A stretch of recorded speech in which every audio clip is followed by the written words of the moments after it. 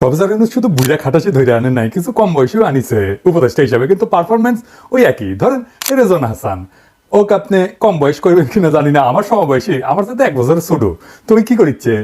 আপনি যদি তার ফেসবুক প্রোফাইলে যান তাহলে দেখবেন সে তার কি নিয়ে গর্ব করিচ্ছে, কাজকর্ম নিয়ে। 16 একর বন উদ্ধার করেছে 4 মাসে, এটাই হইতেছে তার সবচেয়ে বড় সফলতা। আর কি গাছের পেরেক লাগানোর বিরুদ্ধে লাগিছে, নিজের হাতে কেমনে কিছু পেরেক উঠাচ্ছে দেখেছেন, এই হইতেছে তার অ্যাচিভমেন্ট দুটা। আর রেজনা প্লাস পলিথিন দিয়া গুগলে সার্চ দিলে দেখবেন খালি পলিথিন নিয়ে বাক্য যারা, ও কিছু কবে পারি না, কইলেই খালি ফ্যাস ফ্যাস করে কান। আর আমার নামে বিচার দেয় এর ওর কাছে। পরিবেশ মন্ত্রণালয়ের দায়িত্বে যে থাকবে সে তো সারাক্ষণ দৌড়ে বেড়াবে।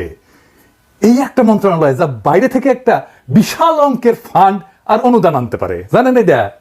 বাংলাদেশের জাতীয় বাজেটের প্রায় 7 থেকে 8% অর্থায়ন এই পরিবেশ মন্ত্রণালয় করতে পারে।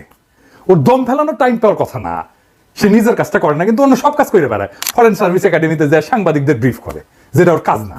সরকারের পলিসি ইস্যুতে কথা বলে, সেমিনারে যায়, মিডিয়া যায়, শুধু নিজের কামে লবড়ান।